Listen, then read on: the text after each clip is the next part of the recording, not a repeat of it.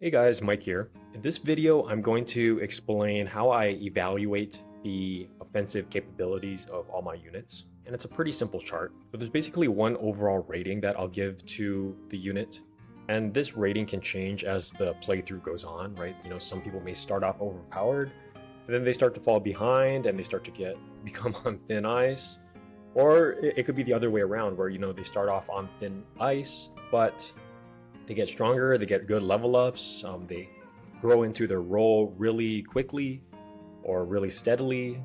They get enough build, they get enough strength for some reason, and then they grow into fine or strong or even overpowered towards the end game.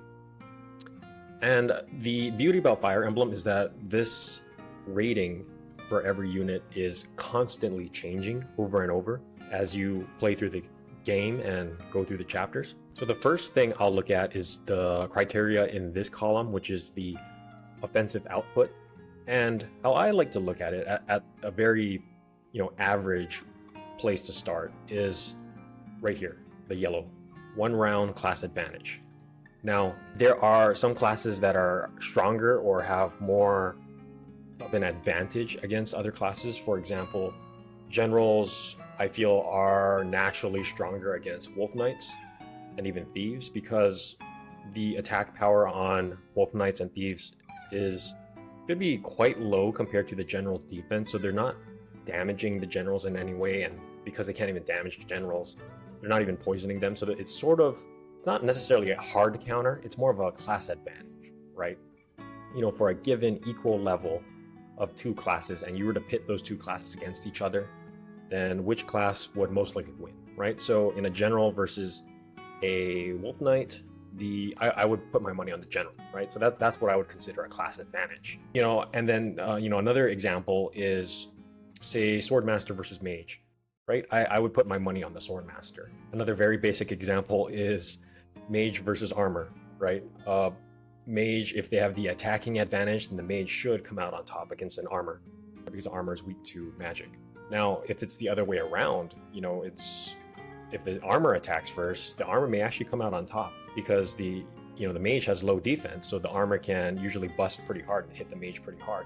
So if the mage can't retaliate, then the armor would come out on top. So it kind of depends on who's attacking first, but in general, like if you were to pit two classes against each other, who would come out on top, right? That's what I mean by class advantage, right? Like a really speedy unit, like a Griffin Knight or a Wyvern Knight, if they're attacking a fighter, just a regular fighter or a berserker, then I would kind of put my money on the Griffin Knight because they have such high speed, right? And while the berserker can't really, might have trouble with hit values and even hitting a Griffin Knight. When I get a unit, I look to see if they have 1 round class advantage. So if I am on player phase, if I tell this unit to attack a unit who I expect them to win against, can they just 1 round and kill the unit? 1 round means they're able to defeat them within that instance of combat, right? So whether they get the attack in, and then they take a counter attack from the enemy, and then they're able to do a follow-up attack and then finish off the enemy. I'm asking, is that unit able to kill that unit effectively and efficiently, right? Because if they're able to 1 round that unit, that means I can kill that unit in 1 turn and it saves me turns for my other units to do other things, right? Whereas if they were actually not capable of 1 rounding a unit who they should have a class advantage against, that would be something like this, 51%, greater than 51% class advantage, right? So they would do a majority of the damage, say 80% of the damage against a class who they typically have a class advantage against, but they won't just straight up kill them.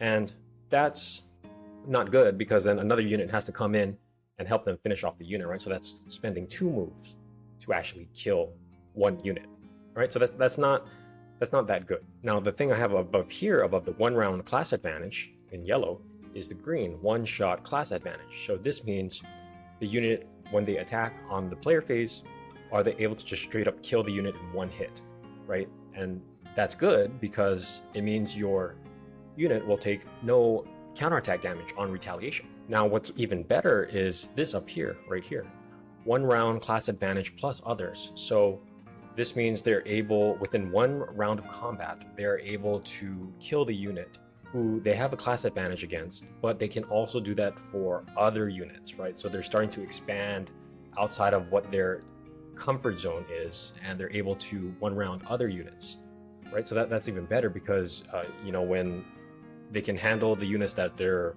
supposed to be able to handle against, but then they can also expand to others and help out other units who may be struggling because they can fight more class types, right? And that's always a good thing.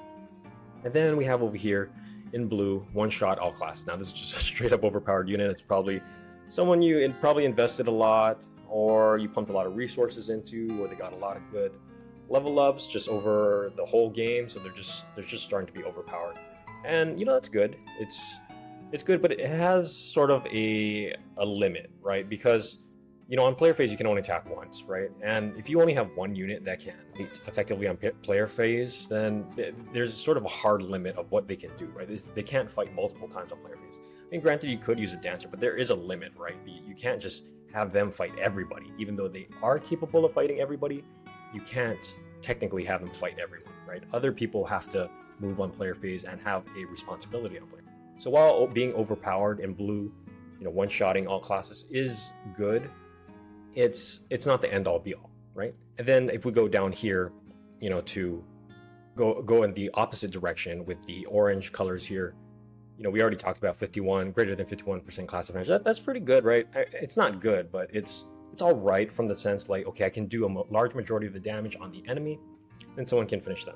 But what's even worse is less than 49% class advantage. Whereas they do less than 49% of the enemy's HP, and they are supposed to be able to deal with that unit effectively. But if they can't do that, and they're struggling to do this, and this is the result, they do less than 49% of the enemy's HP, then it puts more burden on other units who have to actually finish off the unit, right? Because your other units are probably different classes, and they're probably not suited to fighting that type of enemy. So it's really putting more of a burden on your other units, right? So that's not very good. And the last worst criteria is no damage class advantage, right? So technically this unit should be having no problem against this unit because they have a class advantage, a natural class advantage, whether it's due to speed or damage type like magic or physical or whatever it is, but they just don't do damage, right? Either they're extremely under-leveled, given two units, your unit and the enemy unit at equal level, and if they're doing no damage, then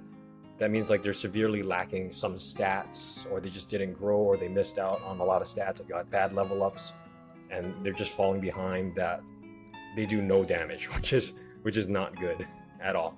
And you can see that kind of matches the color here, benched, which means, if they're really struggling, they're a good candidate for the bench, because then you can bring other units who are not struggling, and you can bring them onto your team, and deployment slots are competitive, so you may have to bench someone if they're falling behind severely like that.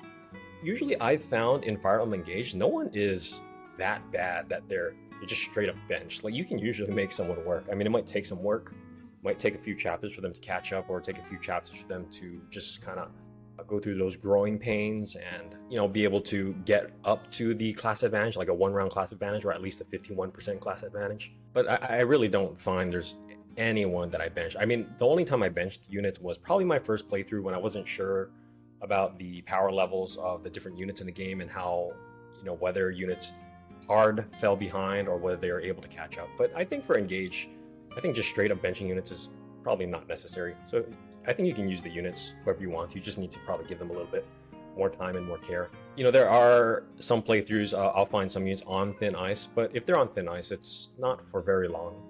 And I find most units are actually fine. They can do just fine. You just invest in them and keep playing with them, and eventually they will turn out fine. And of course, if you're very good, you know how to build your units, you know how to manage weapon weight and build, and making sure your units are using the proper weapons and having good team composition, and just playing the game very skillfully. I think you can make most units pretty strong.